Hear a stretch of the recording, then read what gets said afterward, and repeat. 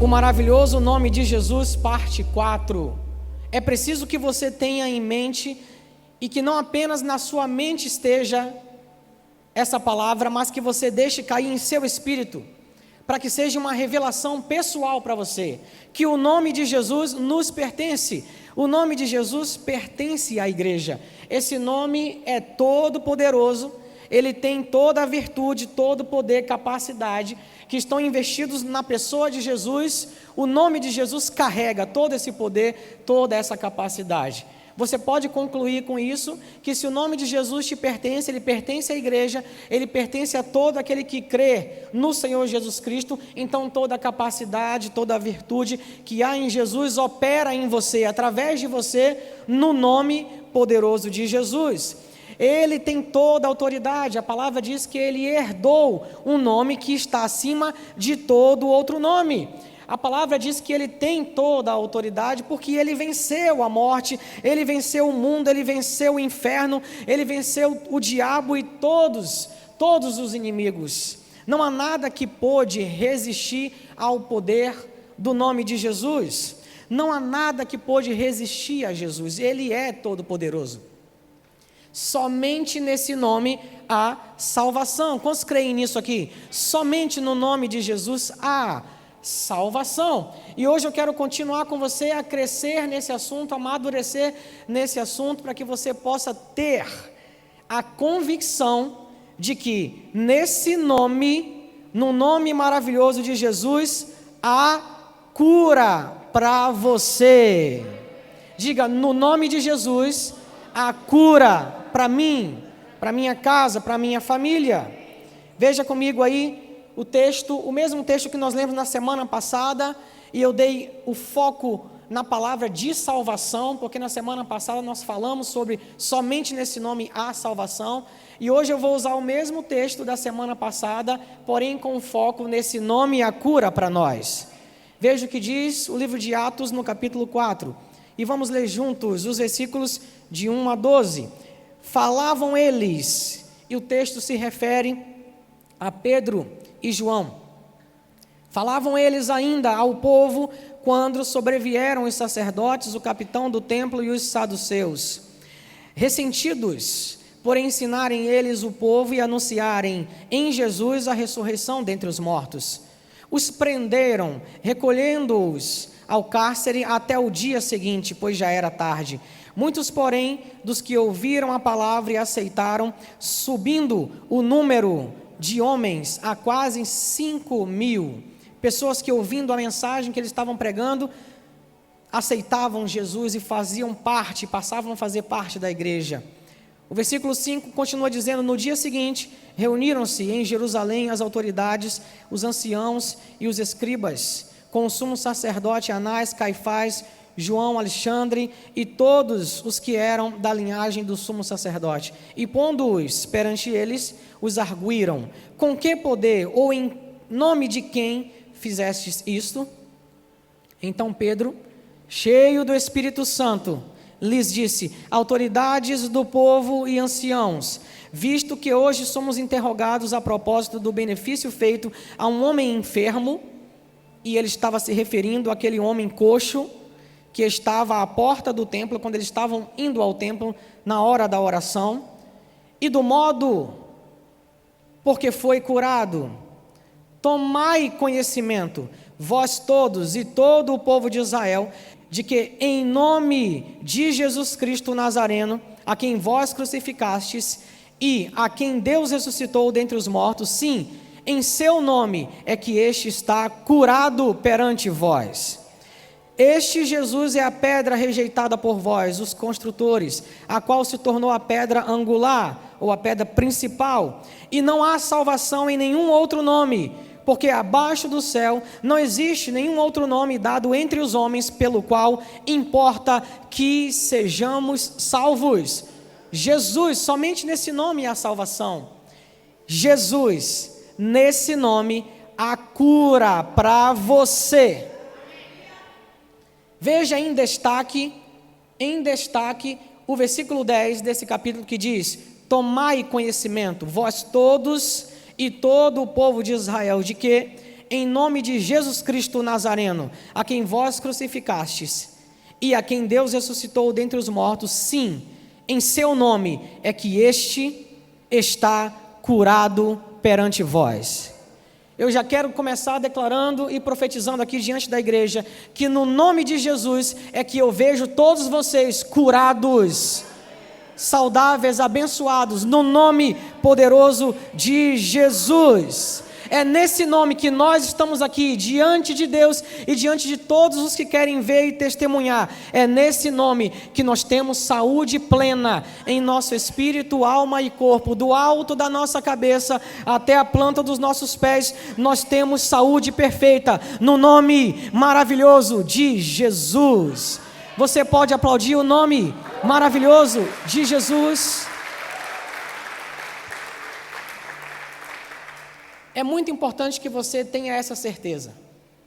Assim como você tem certeza de que nesse nome há salvação, somente nesse nome há salvação, e que você foi alcançado pela salvação, no nome de Jesus, pela graça, mediante a fé em Jesus, você também pode crer que nesse mesmo nome você tem direito a uma vida saudável, você tem direito à longevidade, você tem direito a uma vida abençoada em sua saúde.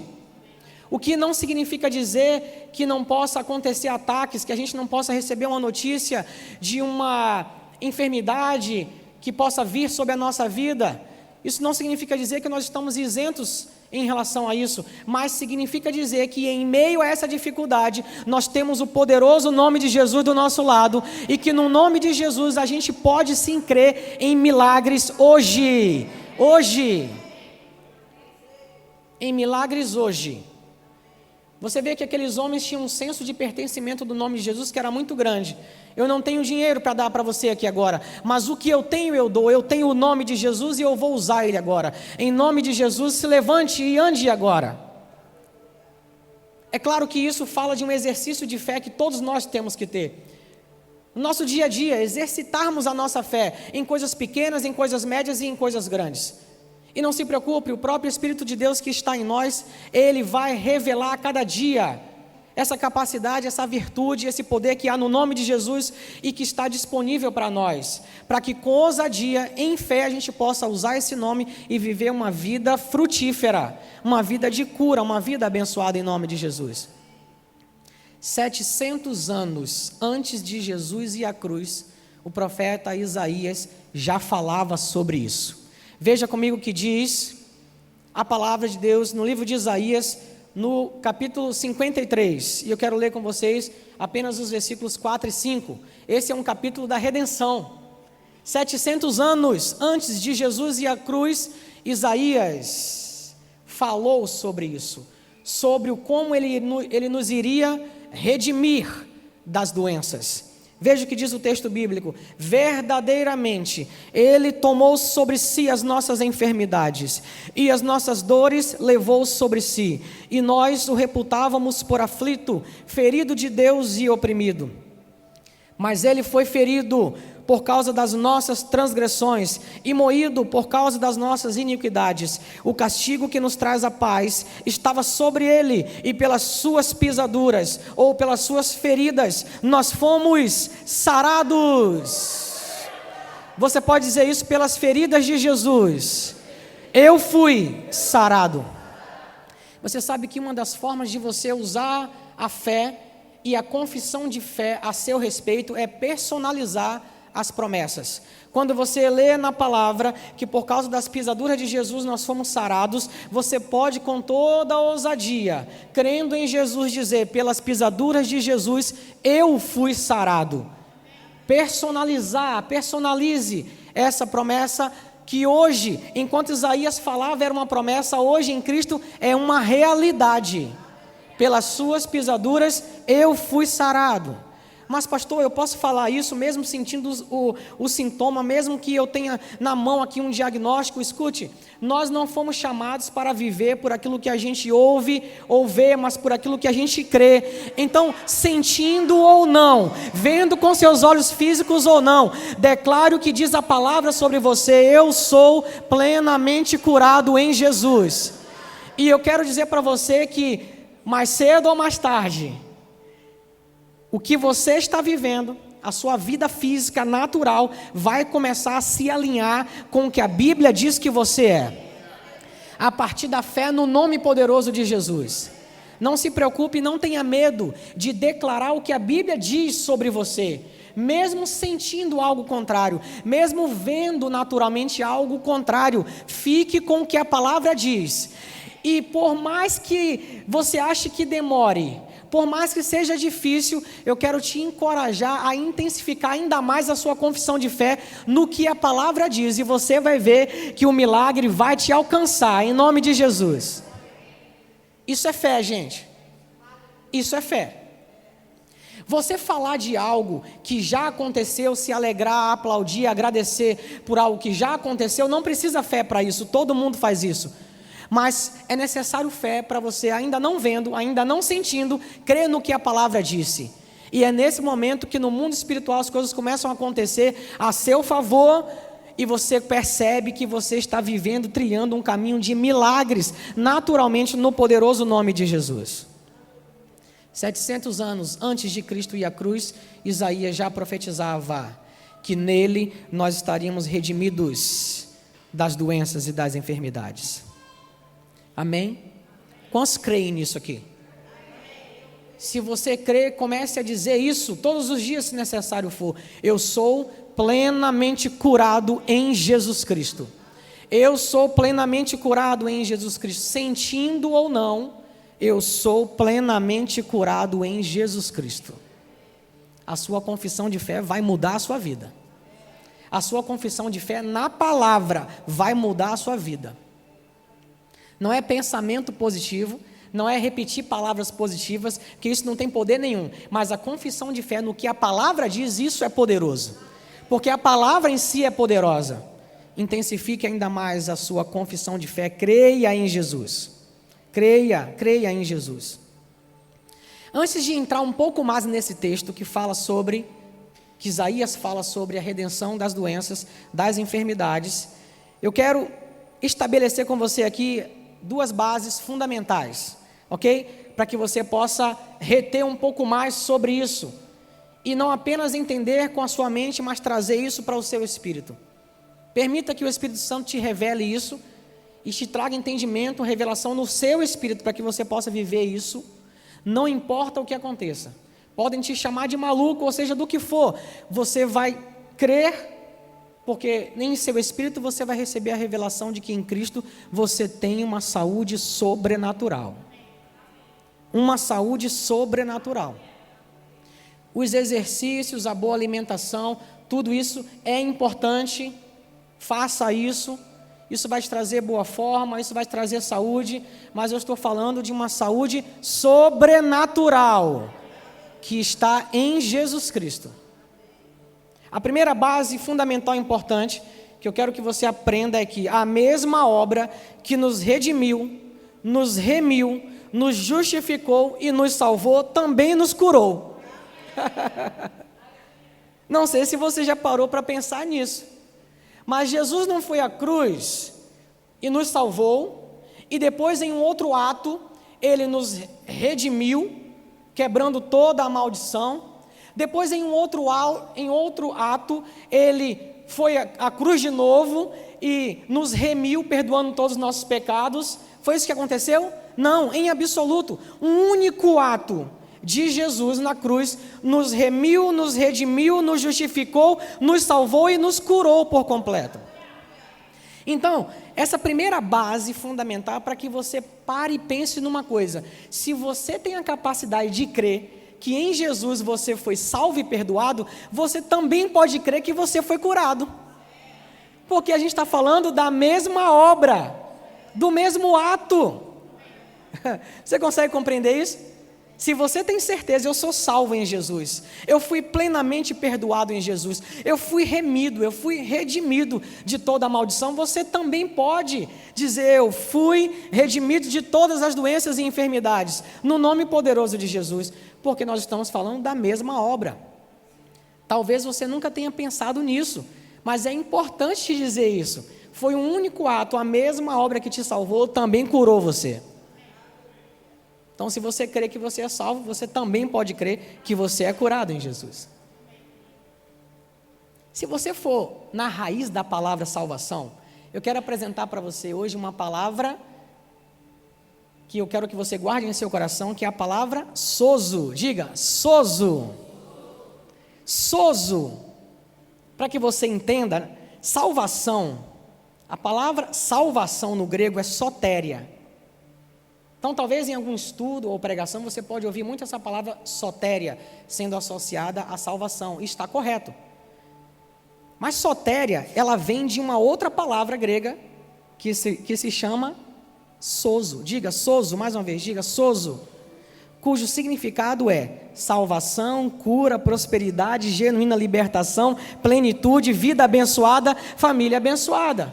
Sozo é tudo isso.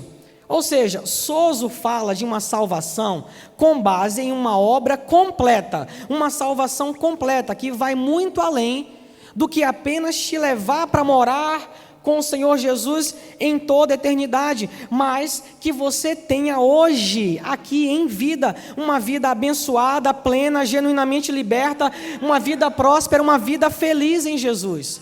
Sozo significa a obra que Jesus fez em nós, que não apenas nos salvou, mas que nos redimiu por completo, em todos os aspectos. A salvação, se fosse somente a salvação, já seria muito bom, já seria excelente. Imagina, já seria bom demais, mas Deus é tão bom, o seu amor é tão grande, que além de nos salvar, Ele quer que a gente tenha uma vida plenamente abençoada aqui hoje. Por isso que o texto bíblico diz que em Jesus nós podemos reinar em vida. Quando você for para o céu, quando você estiver na eternidade com Cristo Jesus, você não vai ter inimigos para se preocupar, você não vai ter doenças para se preocupar, você não vai ter desafio nenhum para se preocupar nesse sentido. É para reinar onde? Em vida. Por isso que o texto bíblico diz em vida, aqui, hoje. Pensa, a salvação é maravilhosa, mas é apenas uma parte da obra maravilhosa completa de Jesus na cruz. Ele quer que você entenda que nele você pode ter uma vida superabundante, uma vida abençoada. Isso está disponível para mim, para você e para a sua família. Se você pode crer que é salvo, você também pode crer que é curado em Jesus. Não tenha medo, tenha toda a ousadia de dizer isso, de declarar isso. Os médicos estão do lado de Deus na cura. Amém? Faça seu check-up, enfim, você tem um sintoma, alguma coisa, procure o médico. Os médicos estão do lado de Deus na cura. Mas creia juntamente no sobrenatural. Creia no sobrenatural. Creia num sistema imunológico robusto sobrenaturalmente em Jesus. Isso está disponível para mim e para você. Não faz sentido, gente, um Deus tão bom, tão grandioso, que nos salvou, curou o nosso espírito, porque nós recebemos um novo espírito, mas deixou a nossa alma e o nosso corpo à miséria. Ele nos salvou por completo. Você em Jesus tem saúde plena em seu espírito, alma e corpo. Suas emoções são curadas em Jesus. Seu corpo físico é curado em Jesus. Amém, gente? Veja o que diz Mateus 11, versículos de 1 a 5. E aconteceu que, acabando Jesus de dar instruções aos seus 12 discípulos, partiu dali a ensinar e a pregar nas cidades deles. E João, ouvindo no cárcere falar dos feitos de Cristo, está falando de João Batista, enviou 2 dos seus discípulos a dizer-lhe: és tu aquele que havia de vir, ou esperamos outro? E Jesus, respondendo, disse-lhes: ide e anunciai a João as coisas que ouvis e vedes. Os cegos veem, os coxos andam, os leprosos são limpos, e os surdos ouvem, os mortos são ressuscitados, e aos pobres é anunciado o Evangelho. Quando João Batista preso, manda os seus discípulos perguntarem a Jesus se ele era aquele que estava para vir, se ele era o Messias, e eles não precisavam mais esperar ninguém. Jesus não disse eu sou, ele disse: conte para ele o que vocês estão vendo. Os cegos veem, os surdos ouvem, os leprosos são limpos, porque Jesus veio para nos salvar e nos redimir das doenças. Não tenha medo de declarar isso. Ele nos salvou por completo. Diga: Jesus me salvou por completo. Essa é a primeira grande base que eu quero que você entenda.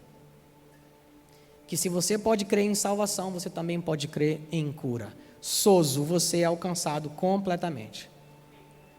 A segunda base que eu quero dizer para você, nessa noite, para que você esteja estabelecido em fé, é que essa obra foi completa, consumada e está vigente. É para hoje, é para agora.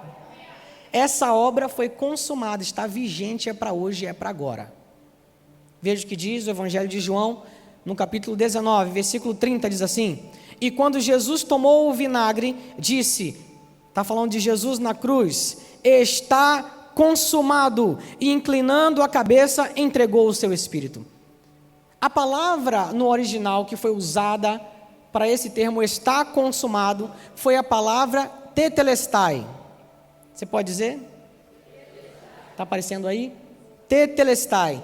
Tetelestai foi a palavra mais apropriada que Jesus poderia usar ali naquela hora. E não foi à toa que ele usou essa palavra. Tetelestai significa consumado, liquidado, tudo pago, completo. Não há mais dívidas, não há mais débitos. Não há mais dívida, não há mais débitos. Tudo está consumado, está completo. A obra de Jesus é completa. Eu sei que talvez em alguns lugares ou em algum momento da sua vida você ouviu alguém ensinar de que a gente precisa dar alguma força para Jesus. Jesus foi à cruz e nos redimiu de algumas coisas, mas a maldição, não, precisa fazer uma campanha de 7 domingos. Mas tal outra coisa, não, precisa fazer uma campanha de mais 10 domingos. Eu sei que talvez você tenha ouvido isso em algum lugar ou em algum momento da sua vida, mas isso não é a realidade da Bíblia. A realidade bíblica é que a obra de Jesus é completa, não há o que acrescentar nela, e a gente não podia fazer mais nada, somente Ele. A obra dele está consumada, liquidada, tudo pago, completa, não há mais nada o que fazer, a não ser crer no poderoso nome de Jesus, crer no poderoso nome de Jesus. Ou seja, quando a gente falar de cura, eu quero que você tenha em mente que nós estamos falando de uma obra feita, completa, já estabelecida, vigente, no dia de hoje. O que Isaías viu há 700 anos atrás da cruz, hoje para nós é uma realidade. É uma realidade. Mas eu quero trazer aqui para vocês algumas curiosidades, algumas perguntas que muitas pessoas fazem. Será que o texto de Isaías, pastor, está se referindo a doenças físicas mesmo? Será que esse texto não está se referindo a nossas emoções, que Jesus nos curou apenas espiritualmente, né? Porque das doenças físicas eu não consigo entender, eu não consigo alcançar isso. Eu acho que esse texto está falando somente assim, do nosso espírito, até da nossa alma, mas fisicamente eu não consigo alcançar isso. Eu acho que esse texto, tem muitas pessoas que acham que esse texto fala apenas de doenças emocionais, ou algo que possa acontecer no seu espírito. Alguém já ouviu falar disso? Muitas pessoas creem assim. Muitas pessoas acham que esse texto se refere apenas a doenças na alma, enfim, esse tipo de coisa, né? Até porque, se você for no original desse texto, quando fala de cura, curados em Jesus, o termo dá margem a curas físicas ou curas emocionais. Então, as pessoas, muitas vezes, por falta de se aprofundar um pouco no assunto, e até por conformidade, creem que Deus está falando aqui apenas de seu espírito ou de suas emoções, mas não de doenças físicas.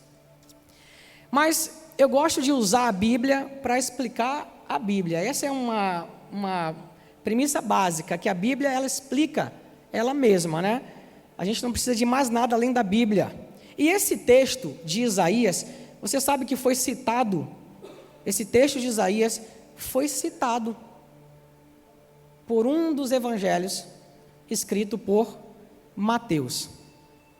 Mas, antes de irmos lá, no Evangelho de Mateus e vermos sobre quais circunstâncias esse texto de Isaías foi citado, eu quero também que você entenda o pano de fundo histórico, a importância, o objetivo do Evangelho de Mateus, para que você possa entender um pouco mais. O Evangelho de Mateus foi escrito por Mateus, que foi um dos 12 discípulos de Jesus. Ele era judeu e ele era cobrador de impostos. Por isso ele era odiado pelo seu povo. Imagina um judeu que era cobrador de impostos para Roma. Então ele cobrava impostos do seu povo judeu para o Império Romano. Então o seu povo odiava ele, não gostava dele nessa época, né?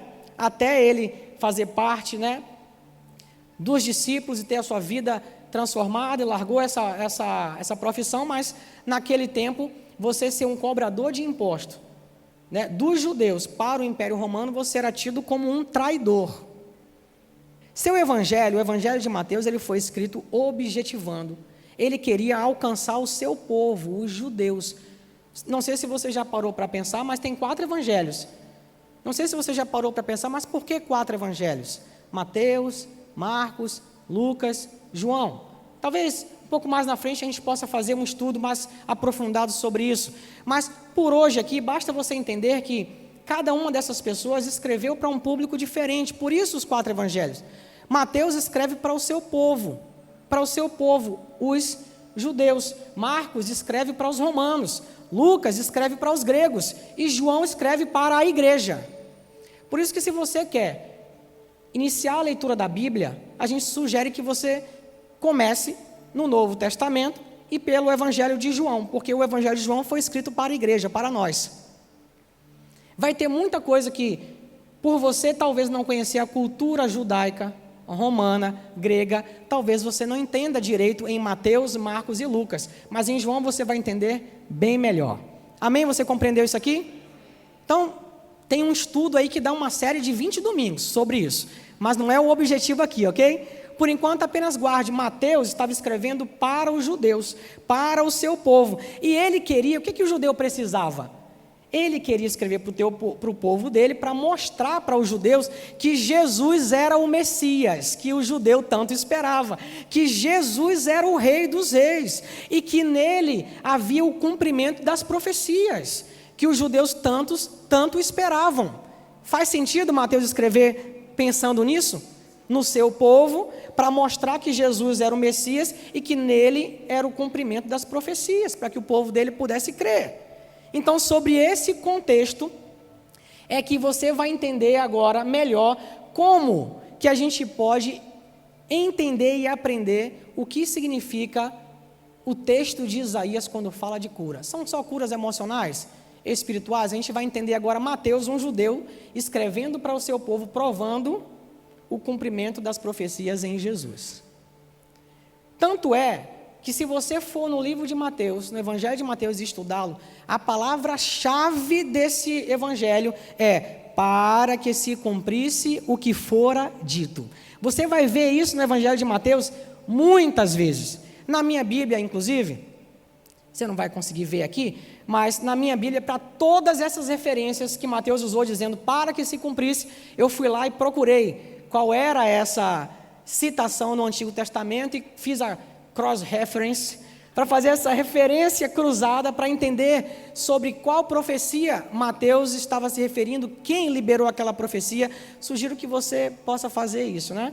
Então, qual é a palavra-chave? Você vai ver muito no Evangelho de Mateus: para que se cumprisse o que fora dito.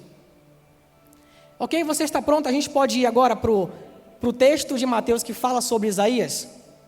Você está pronto? Você já entendeu o pano de fundo? Mateus, para quem ele escreve, qual o objetivo, já entendeu tudinho?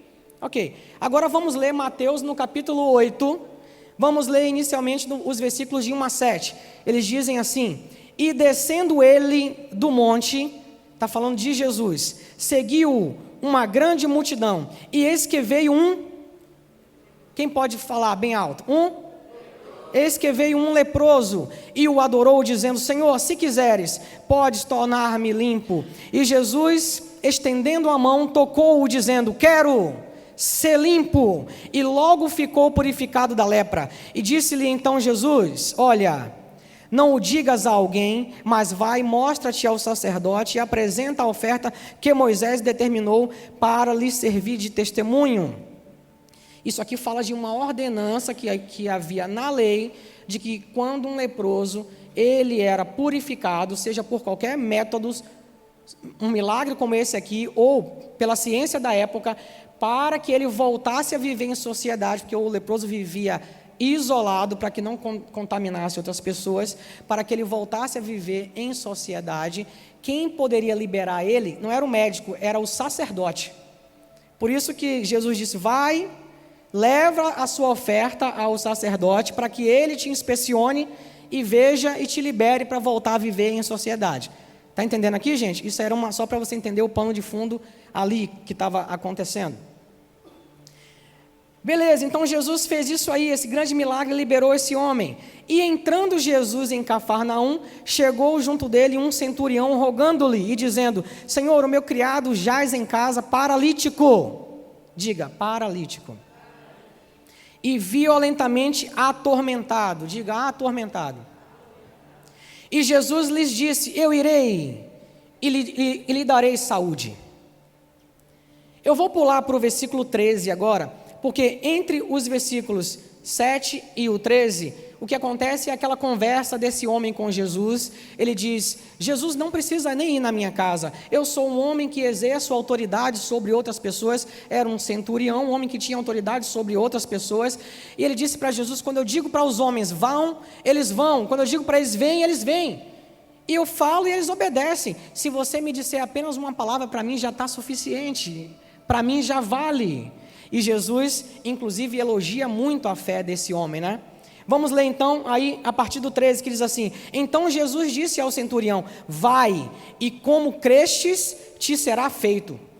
Jesus elogia a fé dele, diz que nem Israel encontrou uma fé daquela. Você imagina, gente, Jesus dizer para você, né? Eu agarrava eles e eu vou embora logo. E ninguém interrompe aqui não. Não vem chamar o homem não, que ele está comigo. Você não faria a mesma coisa não?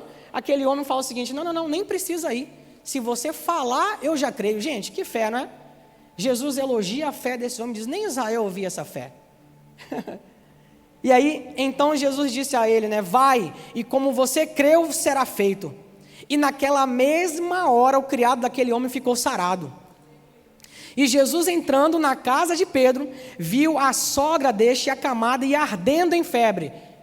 Você pode dizer ardendo em febre. Depois eu vou te explicar por que eu estou pedindo para você repetir isso. E tocou-lhe na mão, e a febre a deixou, e levantou-se e serviu-os. E chegada a tarde, trouxeram muitos endemoniados, e ele, com a sua palavra, expulsou deles os espíritos, e curou todos os que estavam enfermos, para que se cumprisse o que fora dito pelo profeta Isaías, que diz: ele tomou sobre si as nossas enfermidades e levou as nossas doenças. Você pode aplaudir Jesus?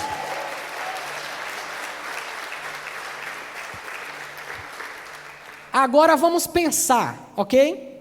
Você tem tico e teco aí para pensar? Tem aí, gente? Mateus, um judeu, conhecedor da lei, uma pessoa que estava ali querendo provar para o seu povo que Jesus era o Messias e que nele as profecias estavam se cumprindo. Mateus usa a referência para que se cumprisse o que fora dito pelo profeta Isaías. Ele tomou sobre si as nossas enfermidades e levou as nossas doenças. O capítulo 8 de Mateus trata de uma sequência, uma após a outra, de cura. Percebeu isso? Leproso, paralítico, febre, toda sorte de enfermidade e cura de tudo quanto é tipo de coisa que estava. Curas físicas e curas espirituais. Percebeu aqui? Mateus usa o texto, o capítulo 8 do evangelho dele, todo para falar sobre uma sequência de curas físicas. E diante desses testemunhos, ele diz que aquilo aconteceu para que se cumprisse Isaías. Ele levou sobre si as nossas enfermidades e as nossas dores levou sobre si. Então pronto, o texto de Isaías está desvendado pela própria Bíblia. O texto não fala apenas de curas emocionais ou espirituais. O texto fala de todo tipo de cura, inclusive curas físicas.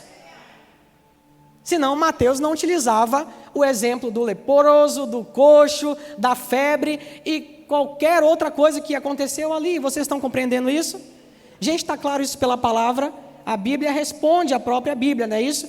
Então, essa dúvida que alguém pode levantar, não, mas o texto de Isaías estava falando só sobre doenças espirituais e emocionais. Mateus resolveu isso, ele citou o texto diante de uma sequência de curas que na maioria delas foram físicas. Tinha endemoniado no meio, mas a maioria foi física, curas físicas. Você consegue compreender isso? E ele disse que isso tudo aconteceu ali para que se cumprisse o que fora dito pelo profeta Isaías. Ele mesmo levou sobre si as nossas enfermidades e as nossas dores levou sobre si, e nós o reputávamos por aflito, ferido de Deus e oprimido, mas ele foi traspassado pelas nossas transgressões e moído pelas nossas iniquidades. O castigo que nos traz a paz estava sobre ele, e pelas suas pisaduras nós fomos sarados. Eu estou aqui para dizer para você que hoje você pode sim crer em todo tipo de cura. O que você precisar, no nome de Jesus você pode. Quero te fazer uma pergunta: Jesus mudou? Ele é o mesmo ontem? Ele é o mesmo hoje? Ele é o mesmo para sempre. Então nele, em Jesus, você pode desfrutar de saúde plena em seu espírito, alma e corpo. Você pode dizer isso comigo? Em Jesus eu posso desfrutar de saúde plena em meu espírito, alma e corpo.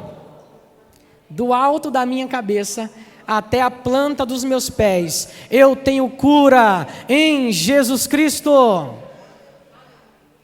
Eu costumo dizer que cada célula do meu corpo responde à obra de Jesus naquela cruz. E responde com saúde. Responde com saúde. Cada célula do meu corpo responde. E responde com saúde à obra de Jesus naquela cruz. Já está desvendado então que curas físicas estão incluídas nessa obra? Mateus deixou isso muito claro. Outra questão que muitas pessoas fazem é: mas será que Deus quer que eu seja curado? É outra questão que aparece muito no cenário, né? Vamos ler mais uma vez Mateus 8, versículos de 1 a 3. Eles dizem assim: e descendo ele do monte, seguiu uma grande multidão, e eis que veio um leproso e o adorou, dizendo: Senhor, se queres, se quiseres, podes tornar-me limpo. E Jesus, estendendo a mão, tocou-o, dizendo: quero ser limpo. E logo ficou purificado da sua lepra. Você percebe nesse texto aqui que o homem não tinha dúvida se ele podia. Normalmente não se tem dúvida se Jesus pode, mas se tem dúvida se ele quer. Inclusive tem gente que acha que Deus, para te ensinar alguma coisa, coloca a doença em você. Deus não pode te dar o que Ele não tem. Deus não tem mal, Deus não tem doença. Ele não pode te dar o que Ele não tem. Deus não tem que usar a doença para te ensinar nada. A doença não glorifica Ele. O que glorifica Ele é a cura. Ele tem cura para você, e não doença. Mas isso muitas vezes é alimentado por algumas situações da vida, que a pessoa pega a situação da vida e faz uma doutrina. A gente não tem que fazer doutrina com situação da vida, ou exemplo de um ou outro. A doutrina é o que a palavra diz sobre nós. Tem gente que fala assim: cara, mas olha, eu fiquei enfermo e no hospital, você tem que ver, lá no, como é o nome daquele lugar que as pessoas ficam? A enfermaria, estava lá, aguardando atendimento, com muitos problemas de saúde, e ali parado eu comecei a pregar o evangelho. E você acredita, menino, que 2 pessoas receberam Jesus lá dentro? Ora, claro que Jesus colocou em mim essa doença para eu pregar para essa pessoa lá e ele se converter. A pessoa chega a conclusões assim, com base nessas coisas. A verdade, gente, é que Deus é especialista em transformar o mal em bem. Mas isso não significa dizer que Ele orquestrou o mal. O mal às vezes se levanta, a gente está nesse mundo, a gente tem aflições. Lembra que eu falei? Ninguém aqui está isento de receber um ataque na sua saúde, em qualquer problema na sua vida. Quando isso acontece, o que Deus faz? Ele entra na situação, vira a mesa ao nosso favor e todo o mal Ele transforma em bem. Então Ele entra, você ficou enfermo, uma luta na sua saúde, você estava no hospital, daquela situação ali, Deus é tão bom que Ele cura você e ainda salva alguém. Ele transforma todo o mal em bem. Ele é especialista, Ele transformou a maldição em bênção, Ele transformou o pecado em justiça, Ele transformou a condenação em salvação. Ele é especialista em transformar o mal em bem. Deus é especialista. Veja, esse problema que você está passando, que às vezes se levantou e está te causando prejuízo, está te deixando enfermo, está te deixando triste, seja o que for, Deus vai entrar nessa situação. Se coloque numa posição de crer, de fé. Deus vai entrar nessa situação, vai virar a mesa a seu favor, e o diabo que achava que ia te destruir, te derrotar, te jogar embaixo, ele vai ficar contrariado, ele vai ficar nervoso, porque Deus vai pegar essa situação e vai transformar em um bem maravilhoso na sua vida. Ele vai entrar, vai virar a mesa em seu favor e vai transformar esse mal em bem. Deus é especialista em fazer isso. Aí a pessoa pensa, Deus que me colocou lá para eu fazer tal coisa. Não, não meu amigo, não minha amiga, meu irmão, minha irmã, Deus entrou na situação para salvar você, para curar você e ainda abençoar os que estavam em volta, porque Ele transforma todo o mal em bem. Mas isso não quer dizer que Ele orquestrou o mal. Deus não tem mal para você, Ele tem bem para você. Então muitas pessoas pensam, Deus quer? Eu sei que Ele pode, mas Ele quer? Eu quero que você escute o que eu vou falar aqui. Procure na Bíblia. 100% das vezes, das pessoas que foram até Jesus, 100% das vezes, não houve uma que Ele disse, eu não quero, não vou fazer agora, estou aqui em greve, ou estou cansado, ou qualquer coisa, volte depois. Não há. A única coisa que você vai encontrar na Bíblia é Jesus na cidade em que foi criado, em Nazaré. Diz a Bíblia que Ele não pôde fazer muitos milagres, porque não criam nele. O limite não estava nele, em Jesus, mas estavam nas pessoas que não tinham uma posição de fé, que não criam que Ele podiam fazer, porque disseram, esse aí é o carpinteiro, a gente conhece eles, conhece a família deles, que Jesus é o Messias nada, jogava bola aí com a gente. Não creram nele, e a Bíblia diz que Ele não pôde fazer muitos milagres, mas você não vai ver em momento algum Jesus dizendo não quero.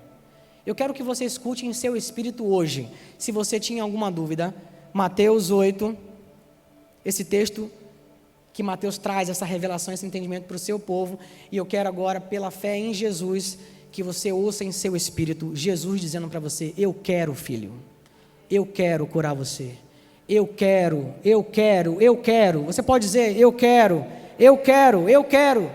seja curado, seja limpo.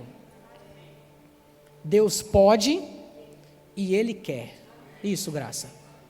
Diga assim, Deus pode e Ele quer. Veja o que diz, Atos no capítulo 10, versículo 38. Mais uma prova para você de que Deus quer. Atos 10, 38 diz assim, como Deus ungiu a Jesus de Nazaré com o Espírito Santo e com virtude, ou com poder, o qual andou fazendo o bem e curando a todos os oprimidos do diabo, porque Deus era com ele.